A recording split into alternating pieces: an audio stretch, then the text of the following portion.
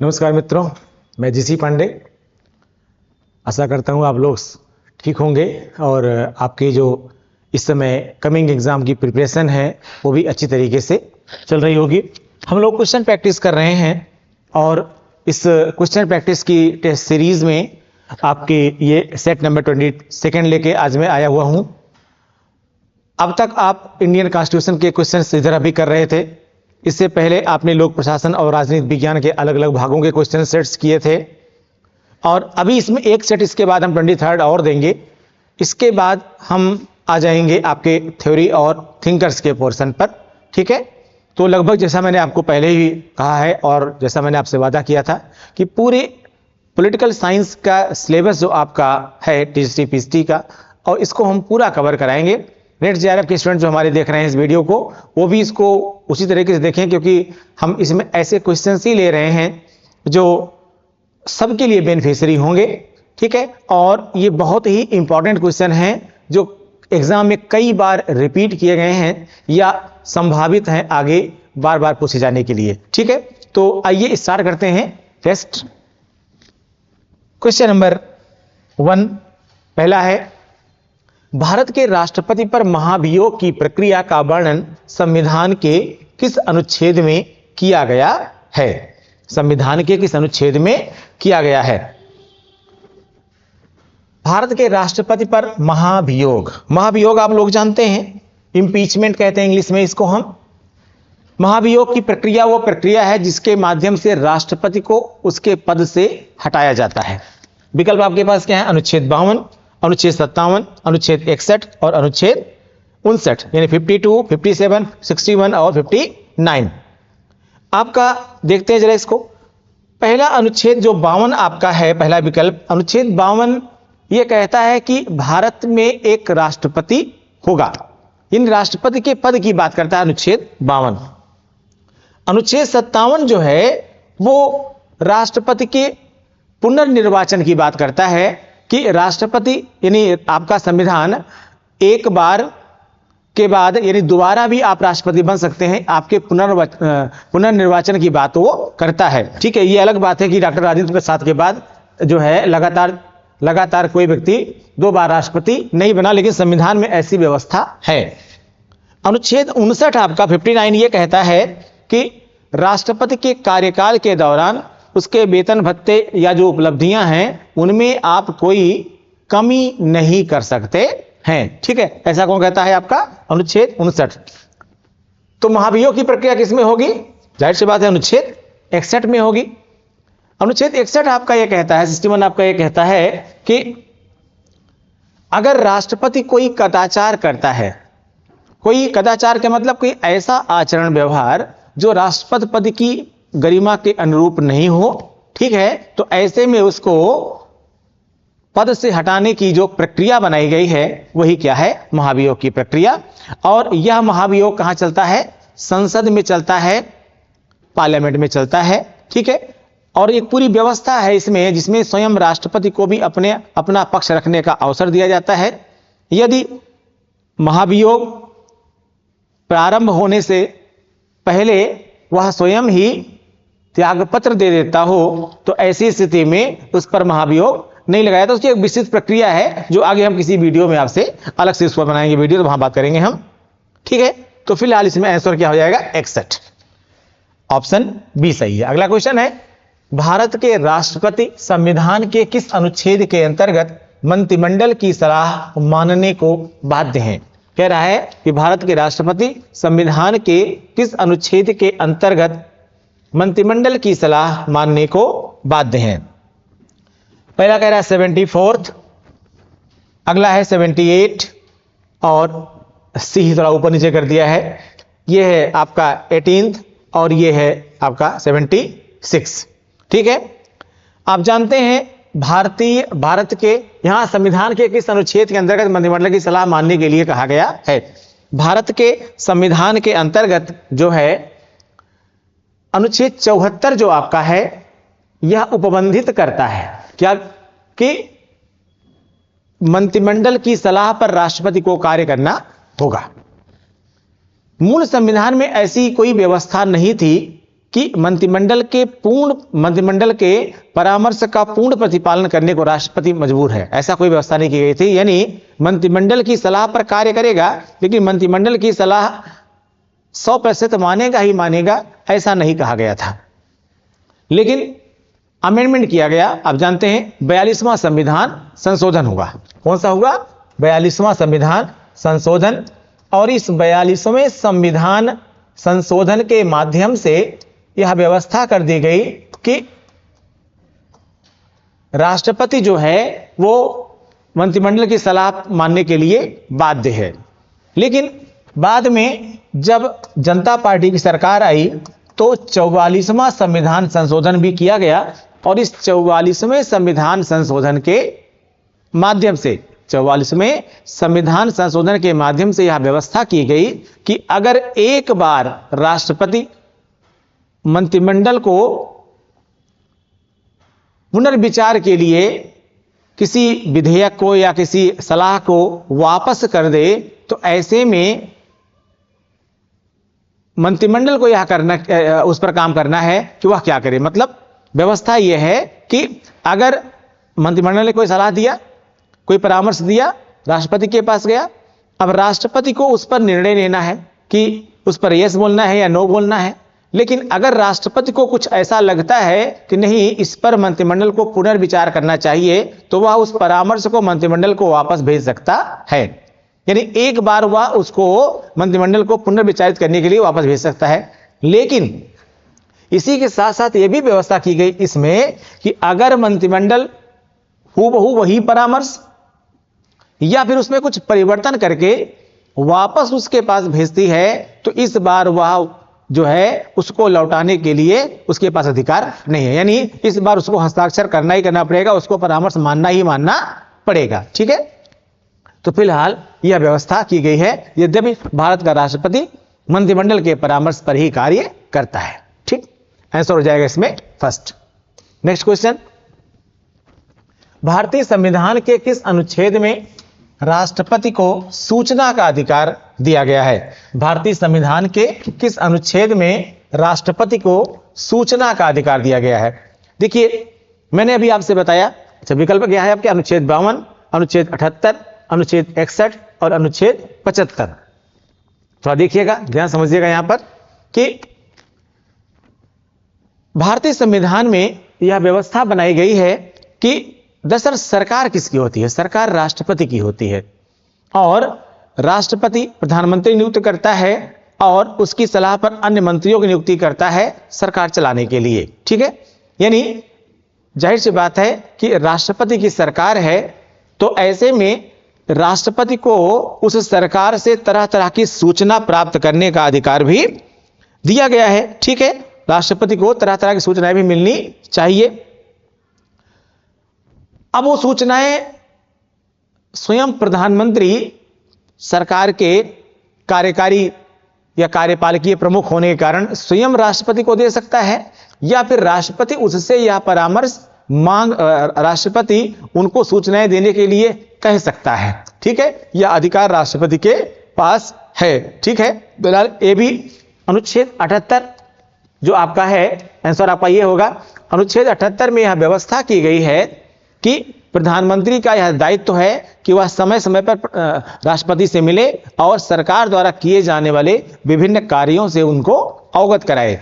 तो यह प्रधानमंत्री का दायित्व हो गया, लेकिन साथ में राष्ट्रपति का अधिकार भी है कि वह सरकार से, ठीक है, सरकार से सूचना प्राप्त भी कर सकता है, यानी स्वयं भी वो सूचना मांग सकता है। ठीक है, आइए अगला क्वेश्चन देखते हैं। संविधान के किस अनुच्छेद में धन विधेयक संबंधी विशेष प्रक्रिया का वर्णन किया गया है? धन विधेयक संबंधी विशेष प्रक्रिया का वर्णन किया गया है। अनुच्छेद 105, 215, 109, 249। इसमें आंसर होगा 109। ठीक है, आपका जो अनुच्छेद 109 है, ये क्या करता है? ये धन विधेयक की, यहां थोड़ा ध्यान दीजिएगा, धन विधेयक की प्रक्रिया का वर्णन करता है। ठीक है, धन विधेयक की जो प्रक्रिया होती है उसका वर्णन करता है। लेकिन अनुच्छेद 110 जो है हमारा, ये धन विधेयक की परिभाषा के बारे में बात करता है। अब यहीं पर कई बार आपसे गलती हो जाती है। अगर सपोज दैट कि इसमें विकल्प जो होता वो अनुच्छेद 110 भी होता, तो क्या करते हैं आप? कई बार इसी कोई क्वेश्चन में गलती हो जाती है। अगर अनुच्छेद 110 आपका क्या कहता है, धन विधेयक की परिभाषा की बात करता है, जबकि अनुच्छेद 109 जो आपका है वो धन विधेयक की प्रक्रिया की बात करता है।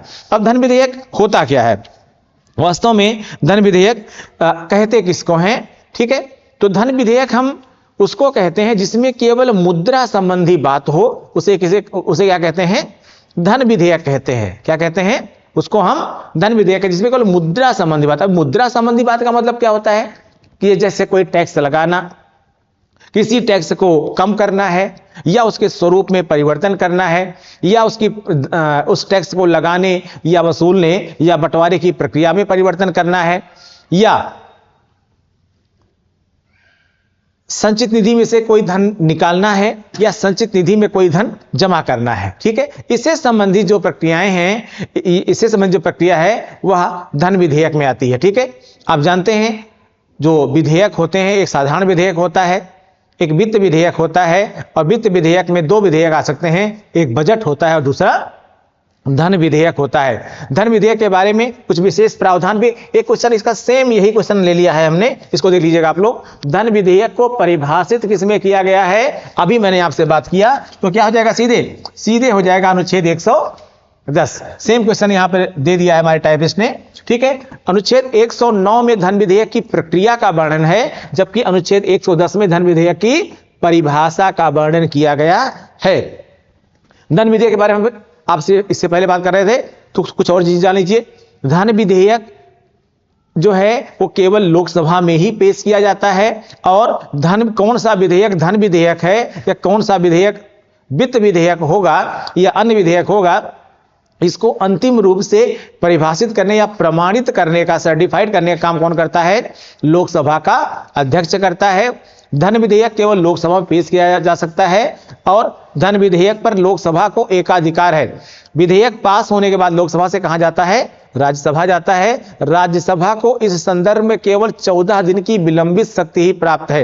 राज्यसभा को इस संदर्भ में केवल 14 दिन की क्या प्राप्त है? विलंबित शक्ति, यानी केवल लेट करने की शक्ति प्राप्त है। सिर्फ 14 दिन तक अपने पास रोक सकती है बस।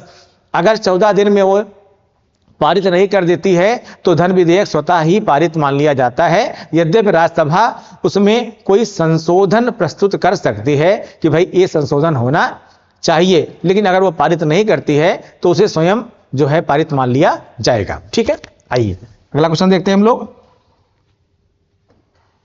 संविधान के किस अनुच्छेद में उच्चतम न्यायालय की स्थापना एवं संरचना का वर्णन किया गया है? संविधान के किस अनुच्छेद में उच्चतम न्यायालय की स्थापना एवं संरचना का वर्णन किया गया है? आप जानते हैं हमारे यहां जो इसमें विकल्प क्या दिया? अनुच्छेद 124, अनुच्छेद 122, अनुच्छेद 123 और अनुच्छेद 121।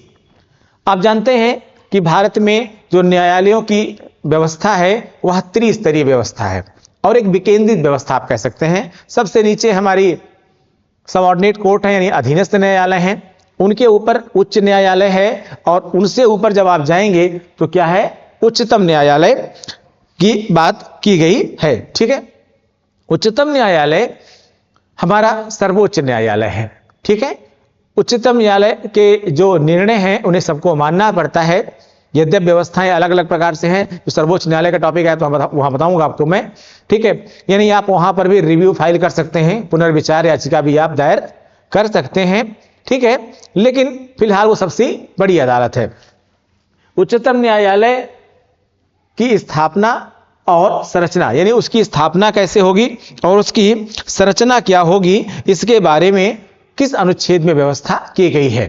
ठीक है, प्रश्न के अनुसार आंसर हो जाएगा आपका ए, यानी अनुच्छेद 124। अनुच्छेद 124, अनुच्छेद 124 यह कहता है कि फिलहाल संविधान में न्यायाधीशों की संख्या निश्चित नहीं की गई है, और यह संसद को अधिकारित कर दिया गया है या अधिकृत कर दिया गया है कि संसद समय समय पर इसमें संशोधन करके यह इसमें न्यायाधीशों की संख्या निश्चित कर सकती है। जो मूल संविधान था हमारा उसमें केवल मुख्य न्यायाधीश के अलावा 7 अतिरिक्त न्यायाधीश थे। यानी आप जानते हैं उच्चतम न्यायालय में मुख्य न्यायाधीश होता है और उसके अलावा अतिरिक्त न्यायाधीश भी होते हैं। तो जो हमारा उच्चतम न्यायालय था आरंभिक अवस्था में, उसमें एक मुख्य न्यायाधीश और 7 अन्य न्यायाधीश थे। बीच में अन्य संशोधन किए गए और संख्या लगातार बढ़ाई गई। अभी हाल में जब 2019 में संशोधन किया गया था तो उस संशोधन के माध्यम से एक मुख्य न्यायाधीश और अतिरिक्त न्यायाधीशों की संख्या 30 से बढ़ा करके 33 कर दी गई थी। यानी अब वर्तमान में अगर देखा जाए, ठीक है, जो 2019 में अमेंडमेंट हुआ था, ठीक है, यानी संविधान में संशोधन हुआ था, उसके माध्यम से क्या कर दिया गया कि एक क्या होंगे मुख्य न्यायाधीश, यानी चीफ जस्टिस ऑफ इंडिया होंगे और साथ में 33 अतिरिक्त न्यायाधीश, 33 क्या हो जाएंगे अतिरिक्त न्यायाधीश हो जाएंगे, ठीक है ना। तो कुल मिलाकर के 33 यानी 1 + 33 यानी 34 हो जाएगा, ठीक है। तो ये है इसका आंसर अनुच्छेद 124। अगला क्वेश्चन देखते हैं। भारत के संविधान का निम्न में से कौन सा एक अनुच्छेद राष्ट्रपति को नियंत्रक तथा महालेखा परीक्षक नियुक्त करने की शक्ति प्रदान करता है? अनुच्छेद 147, अनुच्छेद 149, अनुच्छेद 148, ठीक है, और अनुच्छेद 150, ठीक है।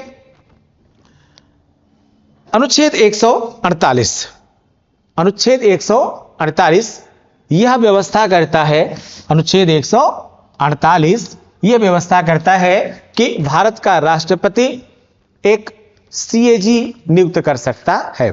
सीएजी फिलहाल एक व्यक्ति नहीं बल्कि एक संस्था होते हैं एक प्रकार से, क्योंकि मुख्य सीएजी के अलावा अन्य उप सीएजी भी उनके साथ होते हैं।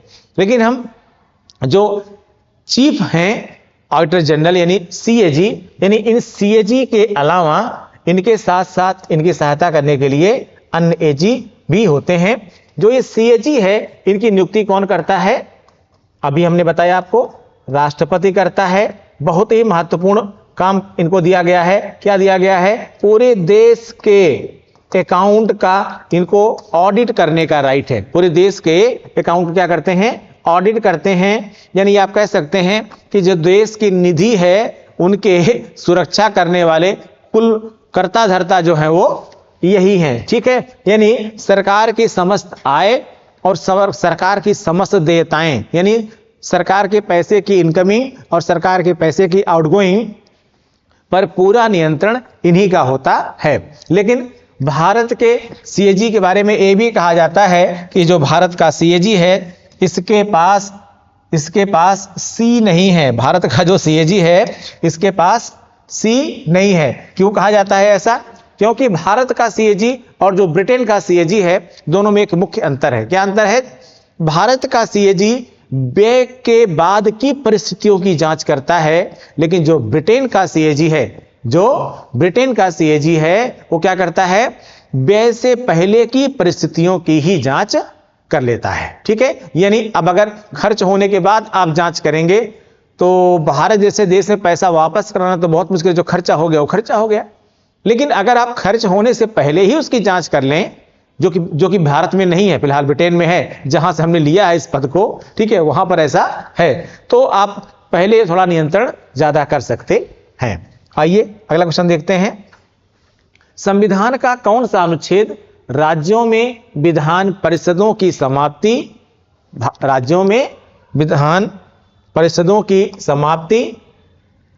एवं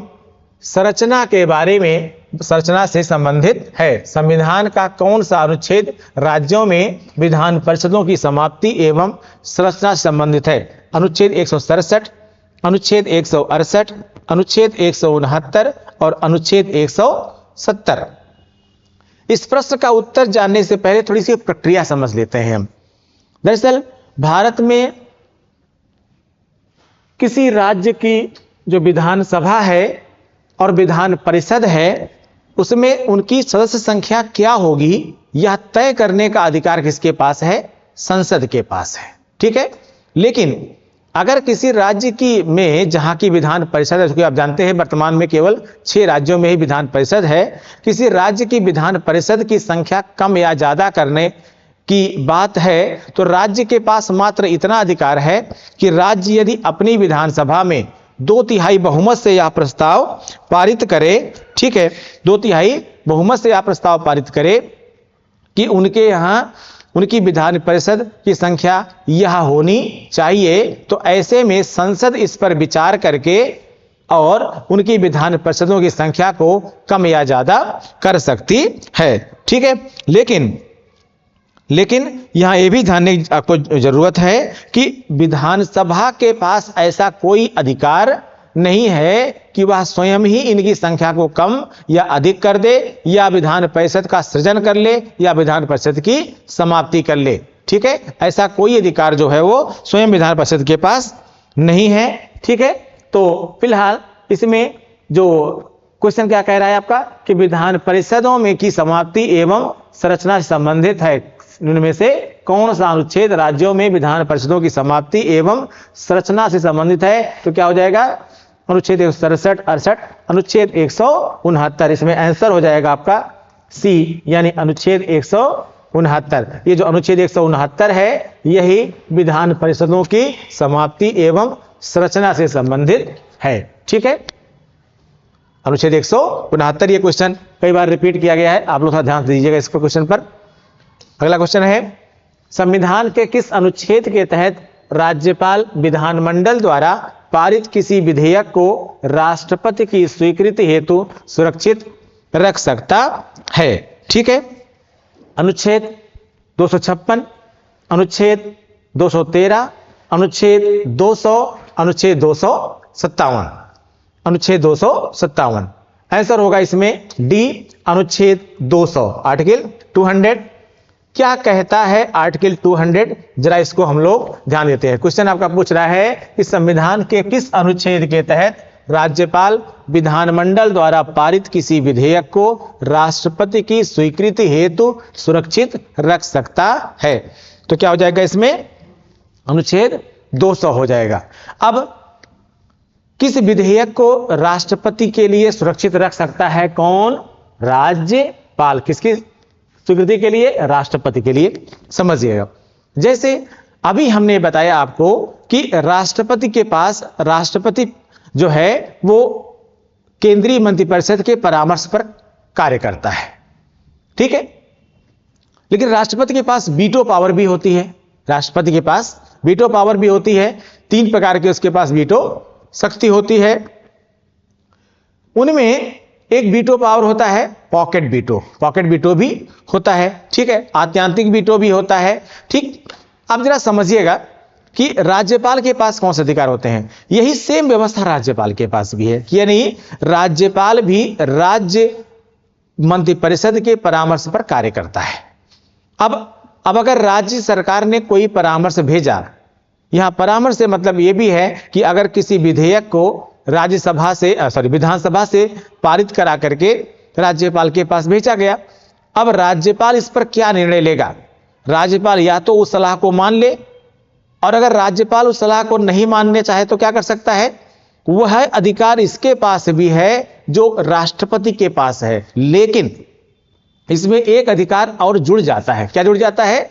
यदि राज्यपाल चाहे तो उस विधेयक को राष्ट्रपति की स्वीकृति के लिए अधिकृत कर सकता है। ऐसा अनुच्छेद 200 कहता है। ऐसा अनुच्छेद 200 कहता है कि अगर राज्यपाल को लगता है, क्या लगता है कि यह विषय किसी राष्ट्रीय हित का है, इस विषय के साथ केंद्रीय कानूनों के टकराने की संभावना है, यह एक ऐसा विषय है जो उसकी राय में ऐसा प्रतीत होता है कि इस पर राष्ट्रपति की राय आवश्यक है, तो ऐसे में अनुच्छेद 200 के अनुसार ऐसे किसी विधेयक को या ऐसे किसी परामर्श कह सकते हैं आपको, राज्यपाल राष्ट्रपति की अनुमति के लिए अधिकृत कर सकता है। ठीक है, क्या हो जाएगा? अनुच्छेद 200 हो जाएगा।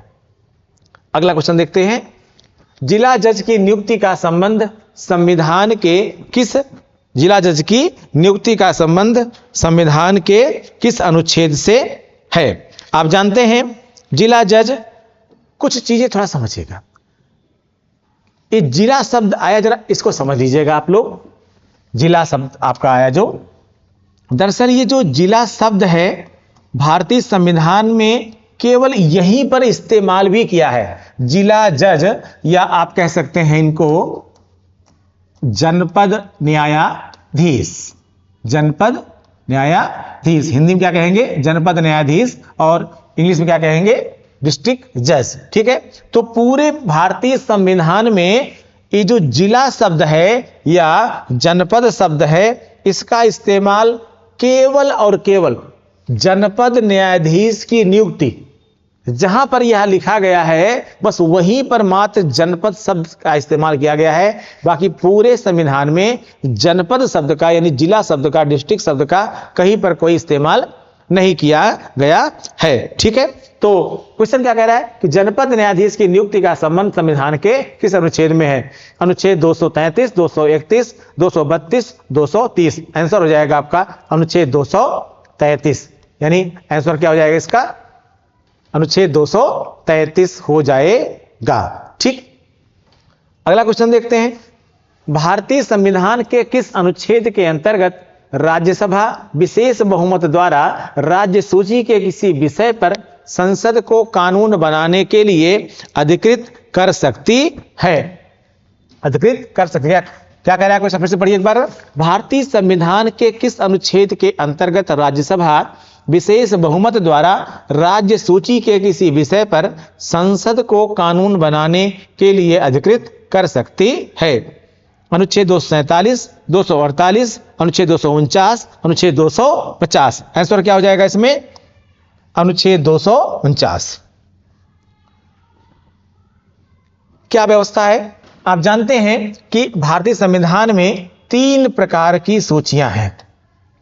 एक सूची है केंद्र सूची, दूसरी सूची है राज्य सूची, और तीसरी सूची है समवर्ती सूची। समवर्ती सूची, केंद्र सूची के जो विषय हैं, ठीक है, केंद्र सूची के जो विषय हैं उन पर कानून बनाने का अधिकार किसके पास है? केंद्र के पास है, राज्यों का कोई अधिकार नहीं है। राज्य सूची के जो विषय हैं उन पर कानून बनाने का अधिकार किसको है? राज्यों को है, उन पर कोई अधिकार केंद्र को नहीं है। समवर्ती सूची के जो विषय हैं उन पर कानून बनाने का अधिकार केंद्र और राज्य दोनों को है, लेकिन अगर दोनों के कानूनों में कोई टकराहट की स्थिति आती है तो उसमें केंद्र का जो कानून होगा वही प्रभावी माना जाएगा। ठीक है, तो यह व्यवस्था की गई है। लेकिन अगर ऐसी कोई परिस्थितियां बनती हैं जिसमें राज्य सूची के विषय पर भी संसद को कानून बनाने के लिए अधिकार दिया जाने की बात की गई है, तो राज्य सूची के विषय पर कानून बनाने का अधिकार कुछ परिस्थितियों में संसद को है, कुछ परिस्थितियों में संसद को है, और उसकी व्यवस्था किसमें की गई है? अनुच्छेद 249 में की गई है। अब वो परिस्थितियां क्या क्या हैं संक्षेप में आप समझ लीजिए। जैसे अगर मान लीजिए अनुच्छेद 352 के तहत आपातकाल लगा है, तो आपातकाल में भी संसद क्या कर सकती है? राज्य सूची के विषय पर कोई कानून बना सकती है, लेकिन राज्य सूची के विषय पर बनाया गया ये जो कानून है ये आपातकाल की समाप्ति के 6 माह पश्चात स्वतः ही समाप्त हो जाता है। यानी राज्य सूची के विषय पर आपातकाल के दौरान बनाया गया कानून वह हमेशा के लिए नहीं होता, बल्कि आपातकाल की समाप्ति के मात्र 6 माह तक ही प्रभावी रहता है। दूसरा, और कब बना सकते हैं? जब 2 या 2 से अधिक राज्यों की विधानसभाएं अपने यहां यह प्रस्ताव पारित करें कि इस विषय पर, जो कि राज्य सूची का विषय है, इस विषय पर कानून केंद्र बनाए। किसके लिए? हमारे लिए बनाए। तो ऐसे में भी, इस अवस्था में भी संसद जो है या केंद्र उनके लिए कानून बना सकता है, बना सकती है संसद। लेकिन और यह कानून हमेशा के लिए होगा, लेकिन बिना 2 या 2 से अधिक विधानसभाओं की रिक्वेस्ट पर, ठीक है, वो कानून अपने आप स्वतः बना नहीं सकती है। ठीक है, फिलहाल राज्य सूची के किसी विषय पर संसद को कानून बनाने के लिए अधिकृत कर सकती है कौन, कहता है ऐसा अनुच्छेद 249 कहता है। अगला क्वेश्चन देखते हैं। भारतीय संविधान में केंद्र राज्य प्रशासनिक संबंध निम्नलिखित में से किस अनुच्छेद में वर्णित हैं? केंद्र राज्य प्रशासनिक संबंध, ठीक है, निम्नलिखित में से किस अनुच्छेद में वर्णित हैं? अनुच्छेद 256 से 263, 245 से 255, अनुच्छेद 264 से 291 और अनुच्छेद 294 से 300। ठीक है, आंसर होगा ए। ठीक है, अनुच्छेद 256 से 263, 256 से 263 संविधान में भाग 11 है। संविधान का भाग 11, संविधान के भाग 11 में केंद्र और राज्य के बीच के दो संबंधों की बात की गई है। ठीक है, एक संबंध है प्रशासकीय संबंध और एक संबंध है विधायी संबंध। क्या है? विधायी संबंध। लेकिन जो संविधान का भाग 12 है, इसमें एक और संबंध की बात की गई है और उसे कहेंगे वित्तीय संबंध। ठीक है, वित्तीय संबंध। तो जो अनुच्छेद 256 से 263 है, ये किसके बारे में बात करता है? संविधान के भाग 11 के प्रशासकीय संबंधों के बारे में बात करता है। अब आप सामान्य तौर पर आप सभी लोग जानते होंगे कि जो संबंध हैं उसमें अनुच्छेद 256 से 263 तक प्रशासकीय संबंधों की बात की गई है, लेकिन अनुच्छेद 245 से 255 तक, अनुच्छेद 245 से 255 तक किसकी बात की गई है? विधायी संबंधों की। जबकि 256 से 263 में किसकी बात की गई है? प्रशासकीय संबंधों की। लेकिन वहीं पर अनुच्छेद 268 से 281, 268 से 281 या इसको आप बढ़ा सकते हैं 301 तक भी, ठीक है, किसकी बात की गई है? वित्तीय संबंधों की बात की गई है। जो प्रशासकीय संबंध है, कार्यपालिका से कार्यपालिका का जो संबंध होता है वो क्या होता है? प्रशासकीय संबंध होता है।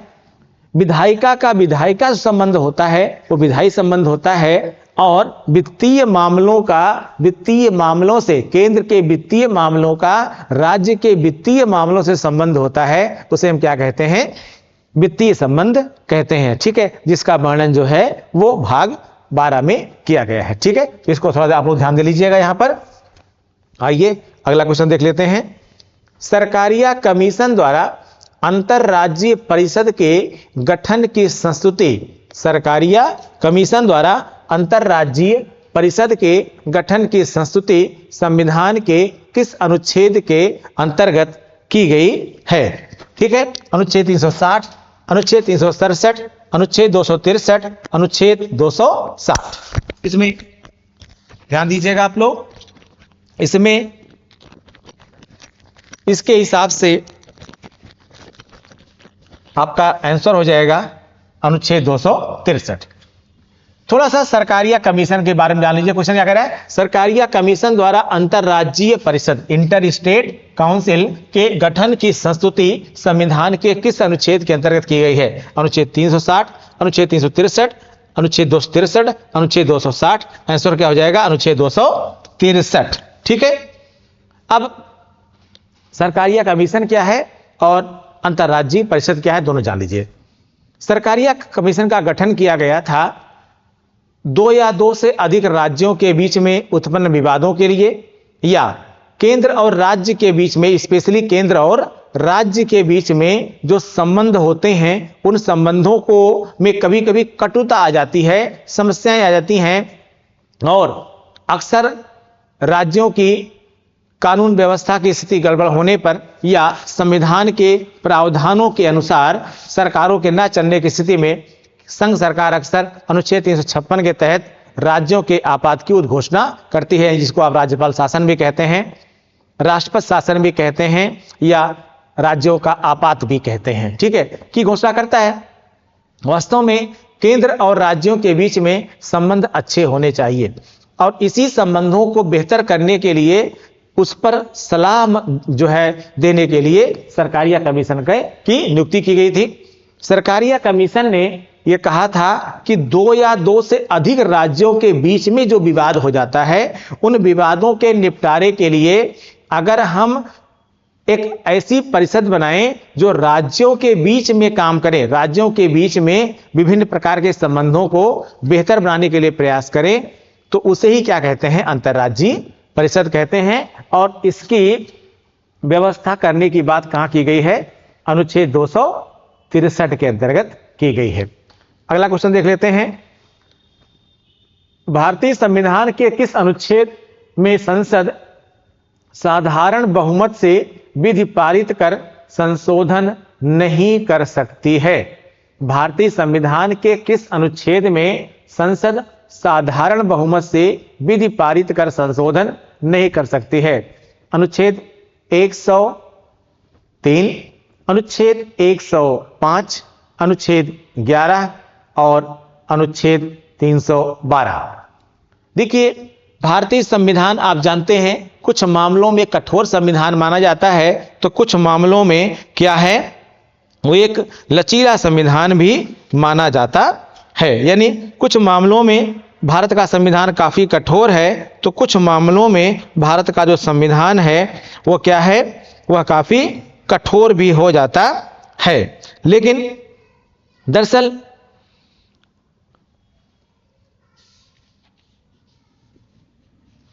भारत का संविधान यह व्यवस्था करता है कि जो संविधान संशोधन की प्रक्रिया है उसमें कुछ संशोधन ऐसे हैं जो साधारण बहुमत से हो सकते हैं, कुछ संशोधन ऐसे हैं जिनके लिए विशेष बहुमत चाहिए होता है या 2/3 बहुमत कह सकते हैं, और कुछ संशोधन ऐसे इसमें हम विशेष बहुमत की बात करते हैं जहां पर कम से कम आधे राज्यों को भी शामिल किया जाता है। यानी एक साधारण बहुमत से संशोधन है, एक 2/3 बहुमत से संशोधन है और तीसरा विशेष बहुमत से संशोधन है। अब लचीला और कठोर बनाने की जब बात की जाती है तो आप जानते हैं कि कठोर वहां पर बनाया गया है जिसका संशोधन करने में थोड़ा मुश्किल हो, ठीक है। अब भारतीय संविधान इसके हिसाब से देखा जाए अगर, तो इसमें इस प्रश्न के हिसाब से उत्तर क्या हो जाएगा, 312।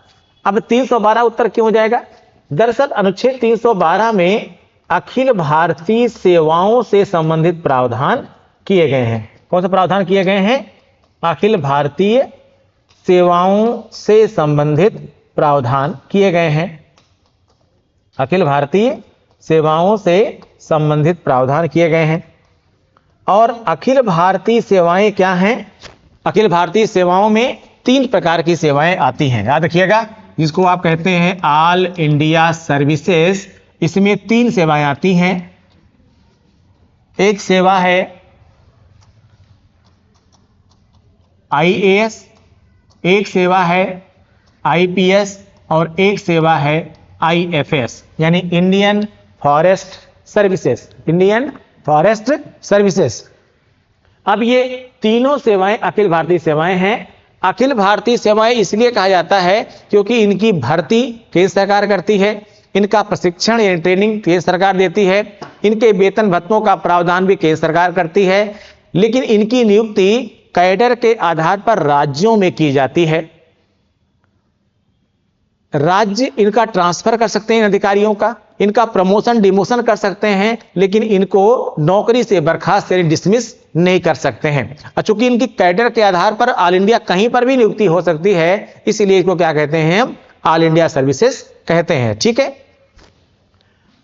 दूसरी सर्विसेज आप जानते हैं केंद्रीय सर्विसेज, केंद्रीय सेवाएं हैं, सेंट्रल सर्विसेज हैं, जिसमें क्या क्या आता है, IFS, कौन सा, इंडियन फॉरेस्ट सर्विस, और IRS, IAS, ISS, कई सर्विसेज इसमें आती हैं। और तीसरी प्रकार की सेवाएं क्या होती हैं? प्रांतीय सेवाएं। अब अखिल भारतीय सेवाओं पर और केंद्रीय सेवाओं पर राज्यों का कोई अधिकार नहीं होता है और संसद भी इसको साधारण वित्त से परिवर्तित नहीं कर सकती है, बल्कि इसके लिए क्या चाहिए? इसके लिए विशेष बहुमत चाहिए। ठीक है ना? और प्रांतीय सेवाओं से संबंधित अगर परिवर्तन करना है तो उसमें परिवर्तन करने के लिए राज्य सरकारें अपने यहां परिवर्तन कर सकती है, पर वह संवैधानिक व्यवस्थाओं में नहीं आता है। ठीक है, इसलिए आंसर क्या हो जाएगा इसका? 312 हो जाएगा। आइए अगला क्वेश्चन देख लेते हैं। संविधान के किस अनुच्छेद के तहत यह उपबंधित है कि निर्वाचक नामावली धर्म, मूल वंश, जाति या लिंग के आधार पर तैयार नहीं की जाएगी? तैयार नहीं की जाएगी। ठीक है, तैयार नहीं की जाएगी। अनुच्छेद 17, अनुच्छेद 325, अनुच्छेद 326 और अनुच्छेद 29। ठीक है, इसमें अनुच्छेद 325 यह उपबंधित करता है। क्या आंसर क्या हो जाएगा इसमें? अनुच्छेद 325। अनुच्छेद 325 आपका यह उपबंधित करता है कि जो निर्वाचक नामावली है उसमें किसी भी आधार पर धर्म से संबंधित, मूल वंश से संबंधित, जाति या लिंग के आधार पर विभेद नहीं किया जाएगा। निर्वाचक नामावली में यह व्यवस्था है कि याद रखिएगा, पहले निर्वाचन करने की उम्र 21 साल थी, लेकिन राजीव गांधी के समय में हुए संविधान संशोधन के द्वारा निर्वाचन की यानी मतदान करने की जो उम्र है उसको क्या कर दिया गया? 18 वर्ष कर दिया गया। ठीक है, अब व्यवस्था क्या है कि आप पागल नहीं हो, चित्त विकृत नहीं हो, किसी प्रकार से सजा याफ्ता ना हो, या आपको राज्य परिवेशन यानी राज्य से बाहर रहने का अधिकार का आदेश ना दिया गया हो, ऐसे किसी व्यक्ति को जिसकी उम्र क्या हो? 18 वर्ष हो, लेकिन यह सब समस्याएं नहीं हो, वह निर्वाचक नामावली का सदस्य बन सकता है। लेकिन उस निर्वाचक नामावली का सदस्य बनने में उसकी जाति, मूल वंश, लिंग या अन्य चीज का कहीं कोई मतलब नहीं हो सकता। यानी इसमें अगर हम जेंडर की बात भी करें तो मेल भी बन सकता है, फीमेल भी बन सकती हैं, या जो थर्ड जेंडर है वो भी इसमें निर्वाचक नामावली में शामिल हो सकता है, यहां तक कि वह निर्वाचित भी हो सकता है। ठीक है, तो यह कुल आपके 15 क्वेश्चन थे आपके लिए आज। ठीक है, और अगला सेट के लिए अगले सेट के साथ हम फिर मिलते हैं। अपनी लगातार प्रैक्टिस कंटिन्यू करिए आप, और अगर लगातार प्रैक्टिस करेंगे तो आपके सफल होने की संभावना भी क्या होगी? बढ़ जाएगी। Thank you.